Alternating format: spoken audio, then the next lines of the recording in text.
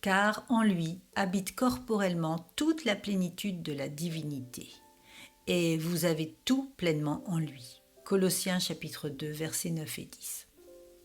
Christ représente tellement de choses merveilleuses pour son peuple et lui apporte de tels trésors de bienfaits que l'esprit ne peut les compter et que le cœur ne trouve pas les mots pour les détailler. Dans ses écrits, Bernard de Clairvaux parle du parfum qui se dégage du souvenir des bienfaits de Dieu. Hélas, ce parfum est trop rare. Tout disciple de Christ devrait dégager ce parfum. En effet, n'avons-nous pas reçu plus de marques de la bonté de Dieu que nous aurions pu l'imaginer avant de le connaître et de découvrir par nous-mêmes à quel point il est riche et généreux ? Personne ne peut nier que nous avons reçu de sa part grâce sur grâce. Le parfum n'émane cependant pas de la réception des dons, mais de leur souvenir. 10 lépreux avaient retrouvé la santé. C'était un bienfait accordé à chacun.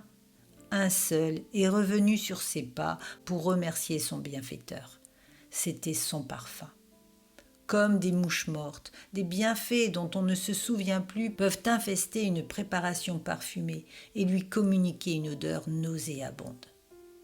Le souvenir des bénédictions reçues, la reconnaissance pour les biens présents et la louange pour les grâces promises se mélangent comme la myrrhe, l'aloès et la casse pour imprégner les vêtements des saints d'une odeur rare et suave.